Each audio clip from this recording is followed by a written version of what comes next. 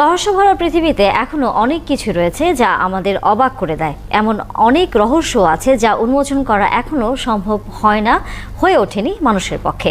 এরকমই এক রহস্যের নাম হলো ডেড সি বা মৃত সাগর। জর্ডানে অবস্থিত এই জলাশয়কে সাগর বলা হলেও এটি মূলত লেক বা হ্রদ। বিস্তারিত মনিরুজ্জামান বাবুর রিপোর্টে।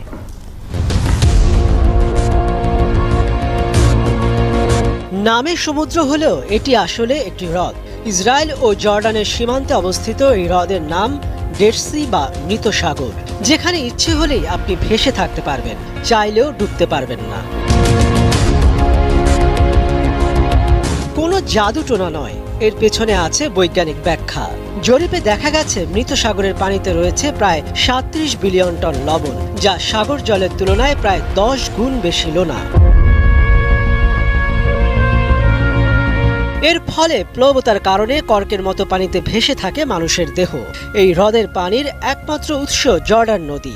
সমুদ্রপৃষ্ঠ থেকে 423 মিটার নিচে অবস্থিত এই হ্রদকে বলা হয় পৃথিবীর সর্বনিম্ন বিন্দু। অতিরিক্ত লবণাক্ততার ফলে এই হ্রদের বুকে ব্যাকটেরিয়া ছাড়া কোনো জীব বেঁচে থাকতে পারে না, তাই এখানে কোনো মাছ নেই।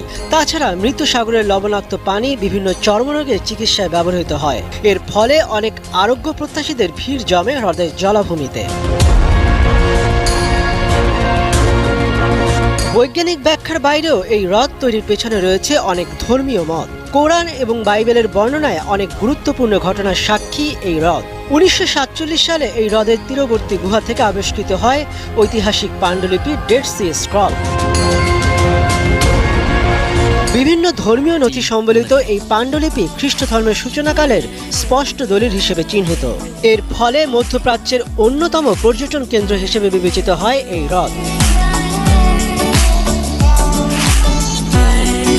তবে আশঙ্কাজনক হারে প্রতি বছর এর পানি হ্রাস পাচ্ছে।